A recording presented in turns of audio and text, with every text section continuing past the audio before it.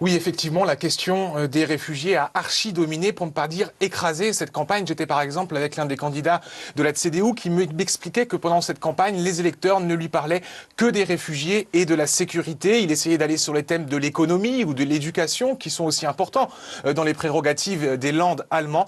Mais il m'expliquait qu'il n'y en avait que pour les réfugiés. Et ce thème qui a dominé la campagne a sans doute influencé sur le vote, puisque selon les premiers sondages sortis des urnes, c'est le SPD, le Parti social-démocrate, qui arrive en tête, autour de 30%. Mais le deuxième, c'est l'AfD, le parti d'extrême droite, qui serait autour de 21,5%. La CDU d'Angela Merkel arriverait troisième, autour de 20%. Elle serait donc battue par ce parti d'extrême droite, l'AfD, qui a fait toute sa campagne en critiquant notamment la politique d'ouverture vis-à-vis des réfugiés d'Angela Merkel. Alors c'est un peu paradoxal parce que le Mecklembourg, c'est une région d'Allemagne qui n'a accueilli que 2% des réfugiés arrivés dans le pays, mais c'est ce qu'expliquaient les électeurs de ce parti que j'ai pu rencontrer, c'est qu'ils craignent qu'il y ait encore d'autres réfugiés arrivés et que leur région ne soit pas capable de les absorber, de les intégrer correctement. En clair, leur message, c'est il faut dire stop tant qu'il en est encore temps. Et ce message, il a été adressé ce soir à Angela Merkel. Et pour elle, le message est particulièrement fort puisque, vous l'avez dit, c'est son ancien fief électoral. Elle y a été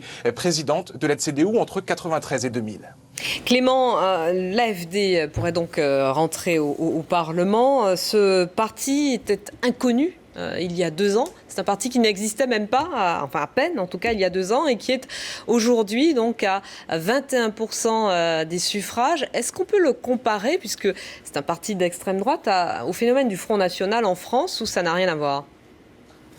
Alors sur la ligne politique, oui, on peut le comparer au Front National. Il surfe notamment sur les thèmes de l'immigration et de la sécurité. C'est particulièrement porteur, je vous l'ai dit, dans le contexte actuel en Allemagne avec la crise des réfugiés. C'est aussi un parti profondément eurosceptique, un parti aussi qui se revendique anti-establishment, qui se veut proche du peuple, en décalage avec les élites, qui seraient coupées de la réalité. Ça, c'est un discours que l'on entend également de la part du Front National. Mais la grande différence, c'est que c'est un parti qui est beaucoup plus jeune. Il a été créé il y a simplement 3 ans et il a poussé comme un champignon. Il est aujourd'hui au-dessus des 20% dans plusieurs régions. Ce sont des chiffres que le Front National en France a mis plusieurs décennies à atteindre. Donc ce parti, on ne sait pas encore s'il va tenir la route dans la durée. Il n'est pas à l'abri d'une crise de croissance. Il peut être victime de son succès, d'autant qu'il y a des disputes en son sein, qu'il pourrait y avoir une scission. Donc le défi maintenant pour ce parti, eh bien, c'est d'arriver à s'enraciner durablement dans le paysage politique allemand, comme le Front National a réussi à le faire en France.